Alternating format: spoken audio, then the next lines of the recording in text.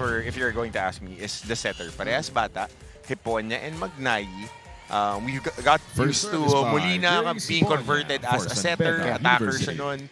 Pero now, with Coach Josh, nabigyan si Hiponya ng chance. And she was recruited to be that girl talaga. And Magnayi too, siya yung magmamana kay Ann Fermento.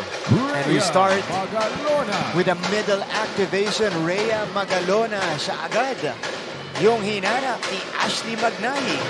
First point goes. Percentage hitter, Magalona. When we covered her, yan laro niya. Hindi ka iwawaw with athleticism.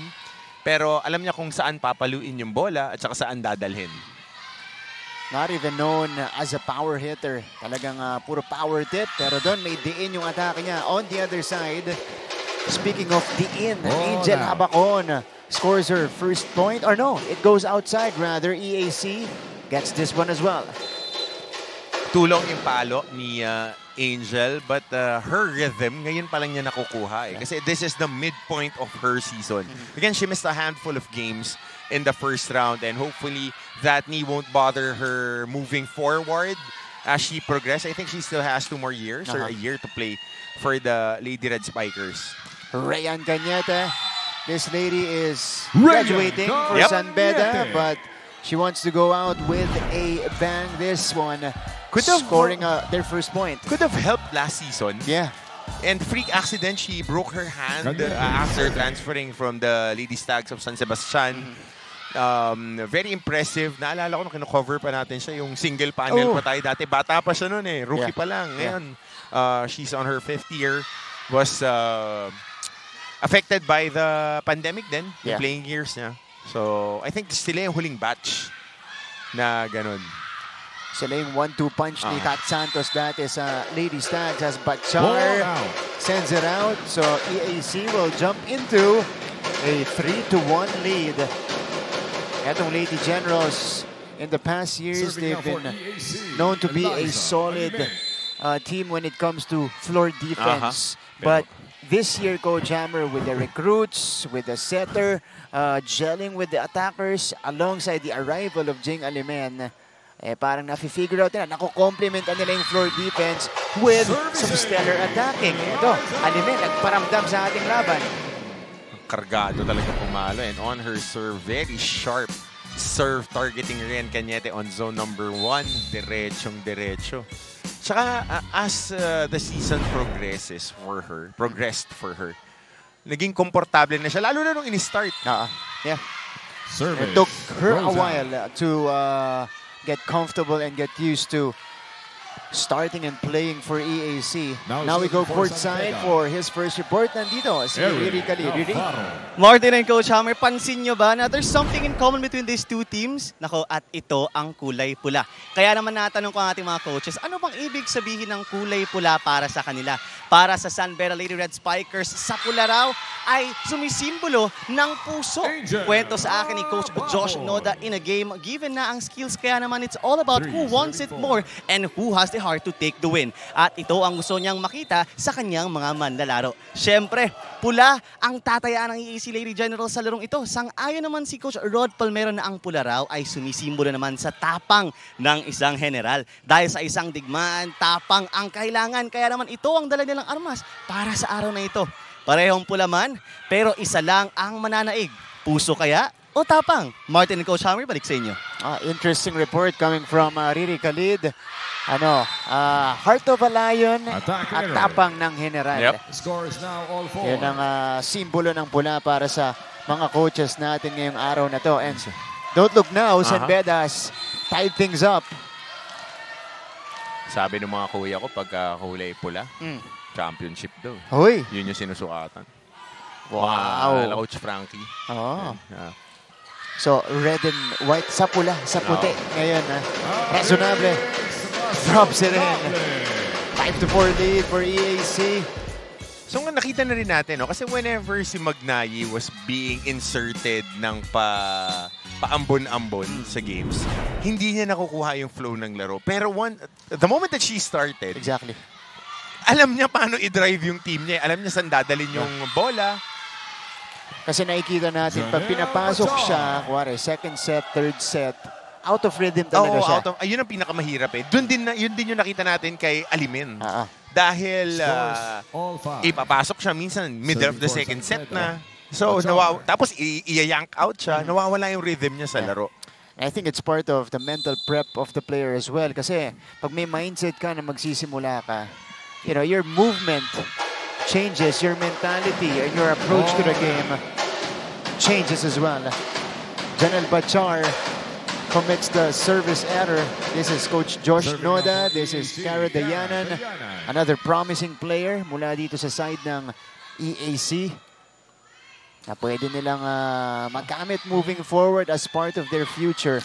As Habacon rises, hits, and scores. Ball out. This has been a heavy year for this Lady Red Spikers program. Kasi with the way that they were able to fight tooth and nail last season, till the last week they had a punching chance to be part of that Final Four. Tapos, I mean, injuries happened during that off-season. And big part was, of course, season 99 Rookie of the Year, Angel Habacon not being able to participate early in the season. That affected their campaign. Biglang na-promote na one level up yung mga options eh. Yeah. It's been a roller coaster for San Beda, but, you know, it's good to see them look really happy and energetic on the court. They're just happy to be out here playing volleyball, as well as EAC. Alex Bezunable is now getting her rhythm. This time, it's a down-the-line hit for Razonable. Good timing there for Razonable. Alex Razonable. Siya yung in-expect talaga natin na mag-step up. Tsaka okay na pinagsabay sila ni Alimin. Pinagsabay na sila ngayon. Dati sila yung nagpapalitan. Sila yung dalawang potent na attacker. Tapos si Dayanan, may isa pa sila dito Si Podonal. Oo, si Podonal. So, meron kang ganun. Either you would play small with 4 attackers and Villena or magdadalawang middle blocker ka pag sila ni Magalona sabay.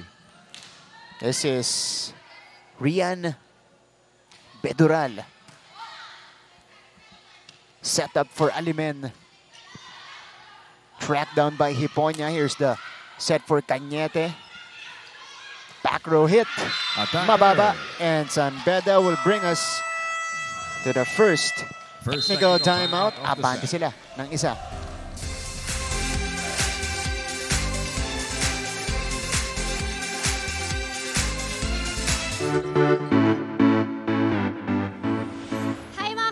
My name is Julia Ong. Question. Anong NCAA school ang puro aral lang?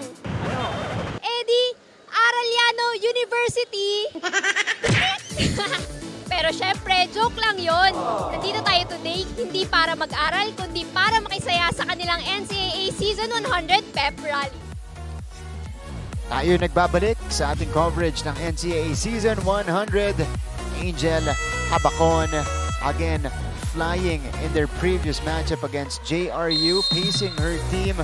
Now this is the expectation from Angel, and 14 points. Actually, mababa yan para kay Angel, but you know, they'll take what she can give given her situation right now. And it's not easy to rehab in season for an MCL. If I'm not mistaken, it's an MCL injury. Takes you 6 weeks to get things at least right. Dahil hindi naman naoperahan yan pagka mga strains ng MCL unless it's paired up with a meniscal and an ACL. Ganun lang naman tricky triad. Pero dahil papalakasin mo lang yung quads and hamstrings mo dyan para ma-stabilizing mo. But it's good to see her moving right. And yun ang number one thing, yung makamove ka and fight through the pain and the discomfort. Kasi yun yung mahirap dun sa mga yung MCL. Kasi sa gitna, yung buwelo pa nila 1-2. So getting into your launch pad, may pressure sa middle of your knee. Yun nga yung inaalala natin. When we learned about the injury, we were worried kasi syempre high flyer itong si Angel, and her knees really take a lot of the load when she plays volleyball. Leg press and squats. Leg press squats, RDLs, deadlifts. Services. Ito na. Patricia Hiponya with the service ace. Score is 10-8 in favor of San Beda. And San Beda pulls ahead by 2. Jing Alimen, kanina pumunto siya off the block. This time it's an off-speed hit. Block point. But Erin Navarro was right there to cover her. Si Erin is doing a lot of heavy lifting now this season dahil yun nga, yung moving up the level ng responsibilities. So last year pa inaantay si Erin talaga na mag-contribute heavily for their squad and good as expected. Cañete is denied. 3-0 run now for San Beda. Jing Alimen outside. So That goes out. EAC committing another error. Again, they had 29 of these against Arellano, and this is something they want to address because it's allowing San Beda to create the lead without even making an effort from their side. And their errors are coming off attacks. Aggression eh. Mas gusto mo na yun. Ako mag-error ka, attacking error. But they have to figure things out. That's Rhea Magalona. She scored the first point of the match. That's her second. And she stops the bleeding. So again, if you place it right at that sweet spot, mahaba rin eh. Matangkad, tapos marunong tumiming. Basta hindi lang masyadong mataas yung bola. Kasi kaibahan naman niya parang si Mitch Gamit gusto mataas yung bola eh. Kasi quick siya na explosive. Pag binild na middles, gusto nila ganun high ball. Oh, San Andres siya yung nagbigay. Magnayi. That's Alimen who catches the line. Bounce ball talaga eh. Patay kung patay. Patay talaga yung bola. Cut shot for Jing Alimen. It is down to 2. Good recruit to. Good recruit tong Alimen. So if you look at her, she doesn't look like the athletic type. Yeah. Pero athletic, sobrang athletic talaga eh. Yeah. And you're right. Tsaka magaang din siya tumalon. Exactly. Diba? Tsaka yung landing niya, pag tinitignan mo yung landing mechanics, kasi may mga attackers na pag tumalon, bahala na pag lumanding eh. Yung teammate niya, si Alex, sabi ganun, pag lumalanding minsan, kahit alanganin, susubukan pumalo. Si Alimen, may mga, yung palo niya, laging sakto yung landing niya eh. Yeah, I agree. Tama yung mechanics, gather, and the landing. Dami kong nakita mga ganyan, mga antataas tumalon, nasasama lumanding. Doon ka na-i-injure. And some of them are the best athletes talaga. Yeah. That's part of it, especially if you wanna... Gifted, naturally gifted lang eh. Dayanan. This is a setup for Bachar. They go back to Jing. Off the block, it's good for Alimen.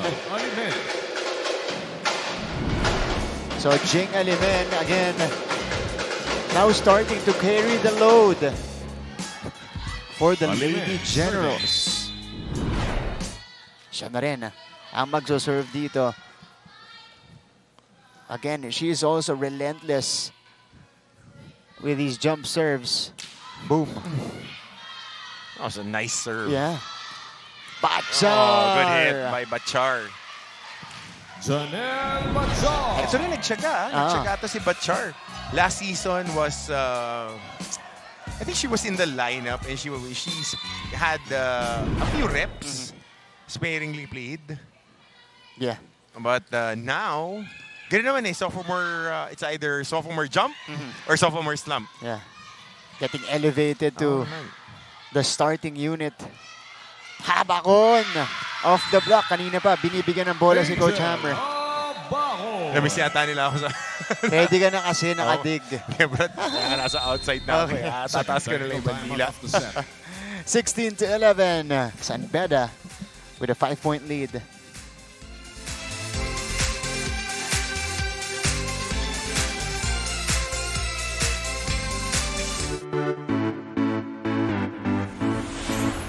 Hello mga ka-NCAA, this is Glycel Galpo at ngayong araw ay nandito tayo sa Colegio de San Juan de Letran sa Intramuros, Manila para saksihan ang kanilang pep rally para sa nalalapit na NCAA Season 100. Kaya naman tara at samahan nyo akong makigulo sa mga Letranista.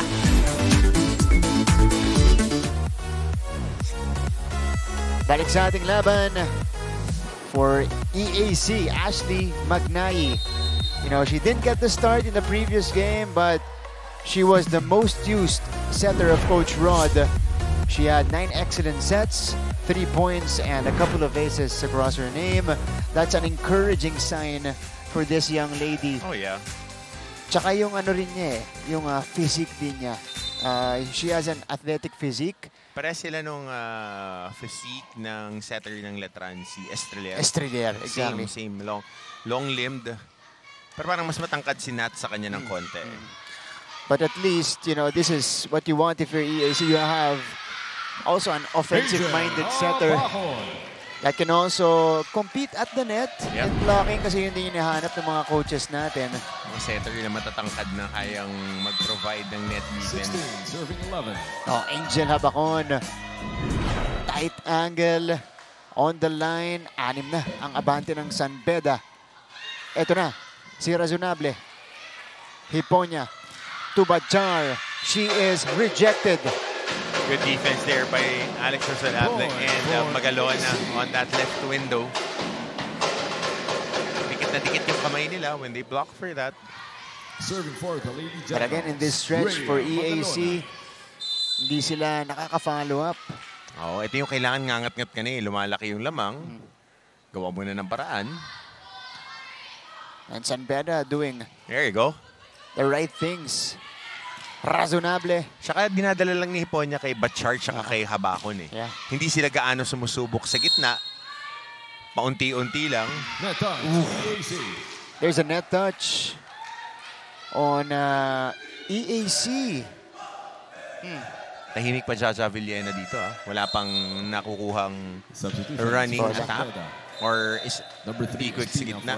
Doon mo rin mapapansin yung ibang diskarte ng setter.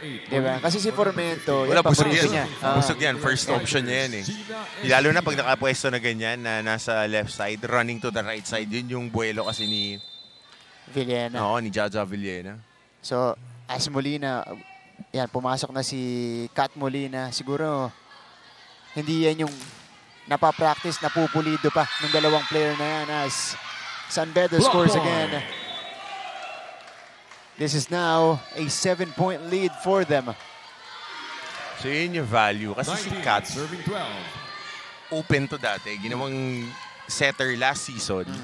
So matangkad siya eh. Matangkad. Kaya na-invest nun with then Coach Edgar na matangkad na setter. Athletic. So advantage. That's gonna be an error on Gina Espina. Kakapasok lang kanina lang. Diana serving. So just a couple of changes for the Lady Red Spikers. Molina and Espina are both on the floor. Siya ang magseset dito. Sa gitna, Angel Habacon connects. So back to an attacker na si Ces dito and they're moving. No, hindi Nat Magnayi. Not Estrelier. Not Magnayi. Oh. San Beda. Ay, kasi Estrelier. Kasi tangkad ni Magnayi. Magnayi. Yan. Relax.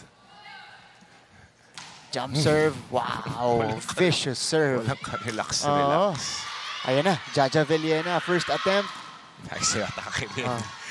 But it was dug up. Cara Dayanan from the opposite side. No. Ito na. Si Molina. Popped up by De Andres. Ooh. Overreach. Yeah. Jaja Villena just over-eager to get it. Yeah, still on the side of the Lady Red Spikers. 21, serving 21-13. Angel has 5 here in the first frame. Bam. Taas ng ball. Oo. 1-2 play is red. Huy, hindi naabot. Ibedural. better by San Beda. So growing pains. Dalawang batang setter. Dalawang batang setter ang nasa fold ngayon ni San Beda. So nakita mo pa yung Espina. At saka si Hiponya, Palete. And she's getting attended si Hiponya by their team therapist on the sideline. I want to see what happened there. Ano siya eh. Magandang makita ni Riri kung ano yung nangyayari doon. Kasi chine-check nung PT nila. Sige, we hope to find out what's going on as Rian Bedural. Bedural makes up for the lapse in the previous play. Timeout. Regalo EAC para sa kanya, scores getting 22-14 active at the in nets. favor of San Pedro. Timeout para dito sa Ano ba EAC. sinabi natin, di ba? Fast serve. Kailangan fast serve. Yung bola, pinabagal na yung bola, na-check na yung bola, ayaw mong kontrole. Wala ka pa rin sa sarili mo. Ano gagawin natin? Paano kayo mananalo? Sinasabayan yung laro nila eh. Huwag niyo sabayan. May sarili tayong sistema. Kailangan, igalaw natin yung sistema natin. Nag-practice naman tayo. Okay? Natakot tayo magkamali. Okay, magkamali. Pre-practice nyo yun, natatakot kayo. Isa pa. Try lang, isa lang. Okay, that is assistant coach Sid Herelia. Coach Rod is there, but he is just chilling there on the sideline, letting Coach Sid take the lead in these timeouts. Banyas. So we'll see kung magigising dito ang Lady Generals. This is San Pedro now with the 8-point advantage, and that's not a good response. Service ace unleashed by Banyas. Not a good response for EAC, that is. After their timeout, Banyas with the point. 23, serving 14. It is a cruise for the Lady Red Spikers here. Alimen. Alimen. Pamatay sunog para sa EAC. Again, they could not capitalize on their fast start. They were leading it 4-1 in the opening moments. Espina, papunta sa gitna, bumalik sa San Beda. Espina gets another chance. Nilihis ni Molina. Magnayi, underhand set, lefty push. Back attack, Habacon drops it, Magnayi gets to it. Angel, still there. Magnayi keeps it in play. Long rally. Cañete, sent back. Espina chooses Molina this time. Catlea Jewel Molina. And that's opposite spiker, Kat Molina. Lahat gagawin yan. Yeah. One of their most enthusiastic Molina. athletes. Very hard worker. Very hard worker si Kat. And kung ano yung hinihingi sa kanya ng coach, ginagawa. And it's difficult, yung moving from mahirap. position to position. Yan yung utility talaga, kung utility player. Yeah. Exactly. As Alimen swings away and catches the line, she saves one set point. Ito pa yung mga kakapain ni Magnayi ngayon. Paano niya i-activate yung mga iba pang players na kailangan din ng touches. I remember when I was in college or ka-graduate ko lang, yung team namin dati sa school, meron kaming utility player na literal dinaanan lahat ng posisyon. Para sa Estranyero. So, hirap. Naging libero, naging setter. But again, they're ready and they want to contribute to the team. That's the ultimate team player. Oh, nice dive by Campos. Magnayi. Back set for Dayanan. Popped up by Hiponya. Rally continues. Jing Alimen. Oh! Aaron Navarro gets them the winning point. Off-speed hit. No chance against San Beda's blockers. And they win it comfortably here in the first, 25-16.